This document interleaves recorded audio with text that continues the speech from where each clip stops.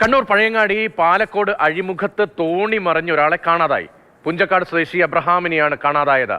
Felix ഉണ്ട് വിവരങ്ങളുമായി. Felix, എപ്പോഴാണ് അപകടമുണ്ടായത്?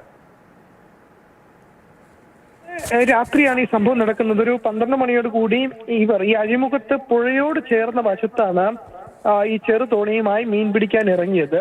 ആ സമയത്ത് അതിശക്തമായ കാറ്റ് വീശി, നമുക്കറിയാം കണ്ണൂർ ജില്ലയിലെമ്പാടും വലിയ കാറ്റാണ് ഇന്നലെ രാത്രി അനുഭവപ്പെട്ടത്. അങ്ങനെ ഒരു 12:30 കൂടി ഈ കാറ്റ് വീശി ഇവരുടെ തോണി ഈ പുഴയിൽ നിന്നും അഴിമുഖത്തേക്ക് ഈ തോണി നിയന്ത്രണം വിട്ട് വരികയാണ് ഉണ്ടായത്. അങ്ങനെ ഈ അഴിമുഖത്തെത്തിയ സമയത്ത് ഈ തോണി മറിഞ്ഞു. അങ്ങനെ ഈ മത്സ്യബന്ധനത്തിന് പോയ 2 പേർ, ഒരു വർഗീസ് എന്ന് പറഞ്ഞ വ്യക്തിയും അബ്രഹാം എന്ന് പറഞ്ഞ വ്യക്തിയുമാണ് ഉണ്ടായിരുന്നത്. അതിൽ 2 പേരും ഈ അഴിമുഖത്ത് പെട്ടുപോയി.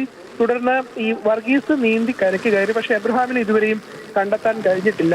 തോണി കണ്ടെത്തിയിട്ടുണ്ട്. പഴയങ്ങാടി ഭാഗത്തു നിന്നാണ് ഇപ്പോൾ തോണി കണ്ടെത്തിയിട്ടുള്ളത്. അതേസമയം ഈ കോസ്റ്റ് ഗാർഡ് അടക്കം കോസ്റ്റ് ഗാർഡും നാട്ടുകാരും തെരച്ചിൽ നടത്തുന്നുണ്ട്.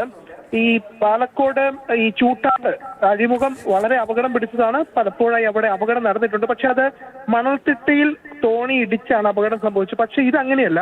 ഇത് അതിശക്തമായ കാറ്റിൽ പുഴയോട് ചേർന്ന്, അതായത് അഴിമുഖത്തിനോട് ചേർന്ന് പുഴയിൽ മീൻ പിടിച്ചുകൊണ്ടിരുന്ന തോണിയാണ് ആ കാറ്റത്ത് അഴിമുഖത്തേക്ക് എത്തുകയും അവിടെ വെച്ച് തോണി മാറി. ശക്തമായ കാറ്റ് വലിയൊരു പ്രതിസന്ധിയായി തന്നെ സംസ്ഥാനത്ത് നിൽക്കുകയാണ്. വിവിധ ഇടങ്ങളിലെ മഴക്കെടുതിയുടെ വിവരങ്ങൾ നമ്മൾ ഇപ്പോൾ പരിശോധിക്കുമ്പോഴും കാറ്റാണ് അപകട കാരണമായി മാറുന്നത് പലയിടത്തും എന്നത് വ്യക്തമാകുന്നുണ്ട്.